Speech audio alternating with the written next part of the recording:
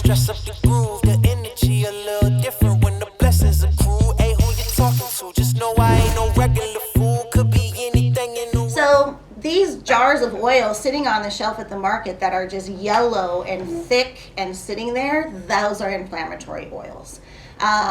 Even conventional meat, because of what they feed the conventional animals, causes their fat to be inflammatory. Then we eat that and we're getting more inflammatory fat.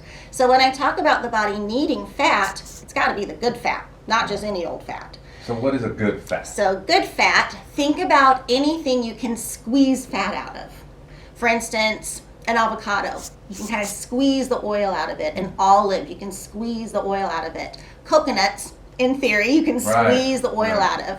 When you think of a corn kernel, can't really squeeze oil out of that, right? It has to be broken down and processed, and all this stuff happens to it. Your body doesn't know what it is anymore. It's no longer corn. So what is a canola that you squeeze? Canola is I'm not, I think it's it's corn oil. I think it's just another name for corn oil.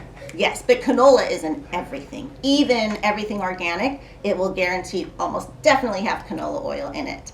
So you just have to look at the label, just look at the ingredients. I don't care if there's 30 grams of fat in a tablespoon of whatever it is. What kind of fat is it? Right. You know, if it's heart healthy, that's keto state, right? If it's fat we're actually using for fuel, we want that kind of fat. Your body uses it, especially when you don't have as much sugar in the bloodstream anymore, kicks into burning fat for fuel. There's your keto state. We don't stay in keto state. Your body naturally should fluctuate throughout the day, but it's not going to burn, you know, inflammatory oil. It's going to store that oil instead. So that's where it goes into your arteries. That's when it goes into your joints, causes that inflammation. Wow. So fats, really important. Variety of vegetables, really important. And my number one thing, we all know about probiotics. Everyone's heard about probiotics. Mm-hmm. Most people are taking a probiotic. Oh yes, I have probiotics. Oh yes, I have probiotics. Or the yogurt. Yogurt, sure. How much sugar is in that yogurt though? Are you sure that's not canceling out those probiotics?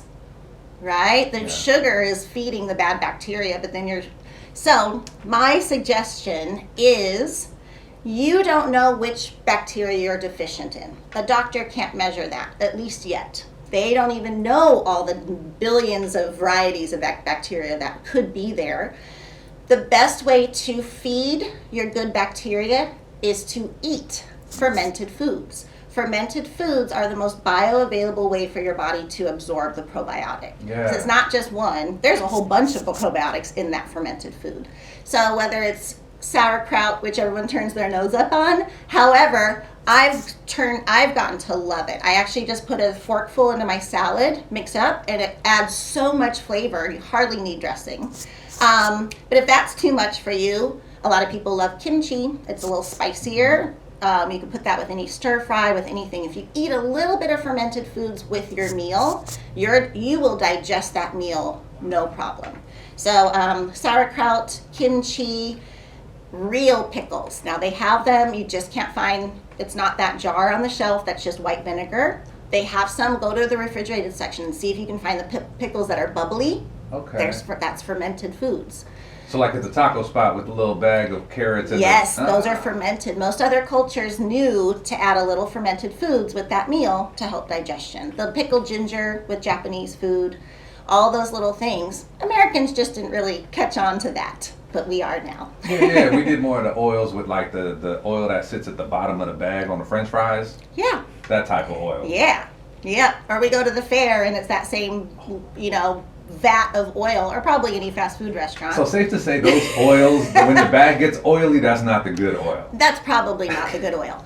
But we do live in an area where we have access to options. For instance, True. I will never ever give up my chips and salsa. Ever. It's a daily thing for me. I know exactly around the time of day that I crave it and I want it. So I had to find chips that were healthier for me, that aren't made with canola oil, that aren't fried in, the corn oil. Guess what? They're out there. Even Trader Joe's has one. It's made from cassava chips and avocado oil. So I'll eat the whole bag. So here in Monrovia, mm-hmm. where would a couple like Trader Joe's, mm-hmm. you've got Sprouts, mm-hmm. I'm asking you because you would know better than I. Like, what are some other places that have good foods like that? Sure.